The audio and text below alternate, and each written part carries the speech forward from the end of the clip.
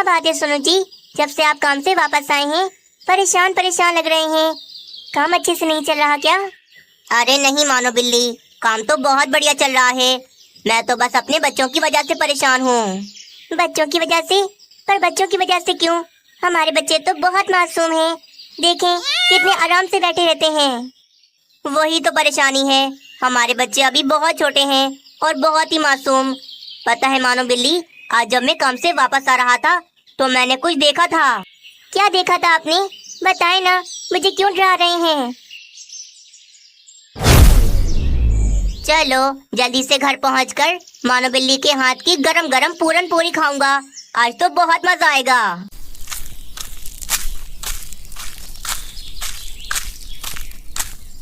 तभी सोनू बिल्ली को कुछ आवाज सुनाई देती है। अरे अरे, ये कैसी आवाज है और ये कहाँ से आ रही है?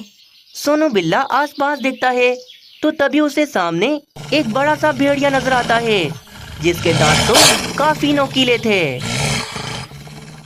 बाप रे, भेड़िया! ये भेड़िया कहाँ से आ गया? जरूर ये मेरे बच्चों को खाने आया होगा। खतरनाक भेड़िए को देखकर सोनू बिल्ला जल्दी जल्दी अपने घर की तरफ भाग जाता है। बाप रे, खतरनाक भेड़िया! पर वे कहाँ से आ गया हमारे जंगल में? मानो बिल्ली, अब से तुम हमारे बच्चों का बहुत बहुत ख्याल रखना और बच्चे अगर बाहर खेलें तो उन पर कड़ी नजर रखना। हाँ, अब तो बहुत होशियार रहना पड़ेगा। मुझे तो बहुत चिंता हो रही है। बेटा चीकू, बेटा शानी, इधर आओ, मामा को कुछ बात करनी है आप दोनों से। दोनों बच्चे फिर अपनी मम्मा के पास जाते हैं।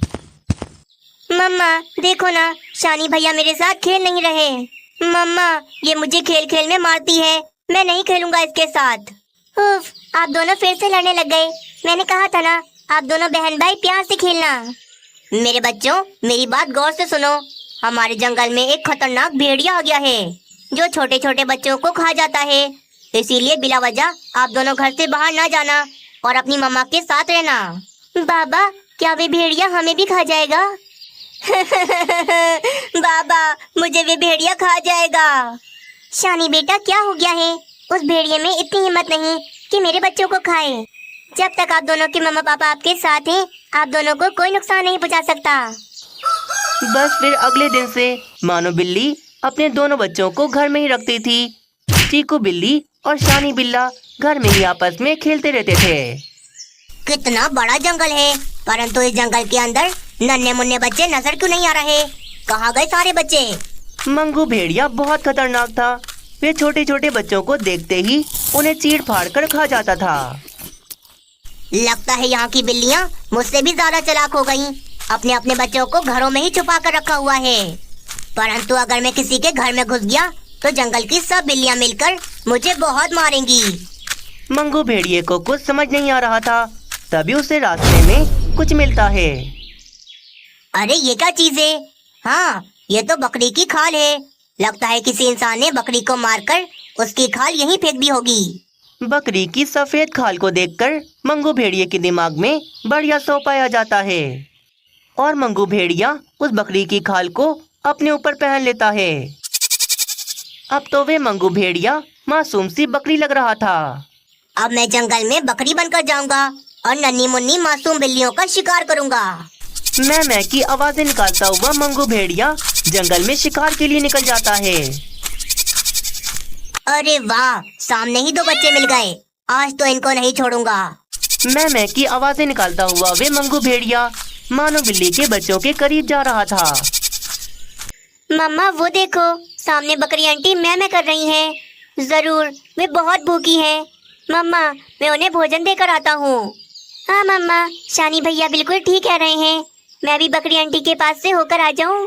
मानो बिल्ली भी समझ नहीं पाती कि बकरी की खाल में तो भेड़िया छुपा हुआ है।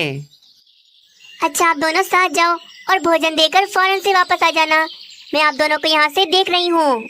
मानो बिल्ली अपने घर से एक रोटी लेकर आती है। फिर रोटी लेकर वे दोनों बच्चे उस बकरी के पास चले जाते हैं। बकरी आंटी, आप ज्यादा मैं न करें। ये देखें, हम आपके लिए ये रोटी लेकर आए हैं। चलो भैया, मम्मा ने कहा था ना, भोजन देकर फौरन वापस आ जाना।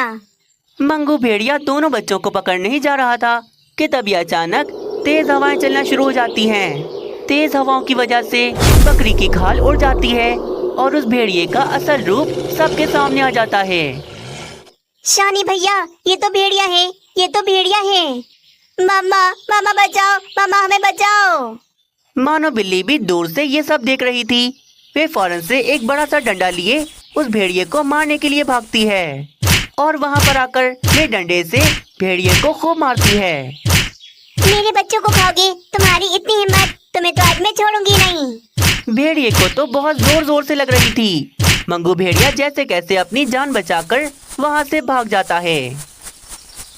हाश, मेरे बच्चे, शुक्र है मेरे बच्चों को कुछ नहीं हुआ।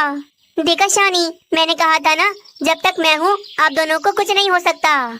दोनों बच्चों को लेकर मानो बिल्ली अपने घर में आ जाती है और अब से तो वे और ज्यादा होशियार हो जाती है। प्यारे दोस्तों, अगर आप सबको मानो बिल्ली की ये कहानी पसंद आई तो वीडियो को जरूर लाइक करें और ऐसे ही कहानियाँ देखने के लिए चैनल को सब्सक्राइब कर लें।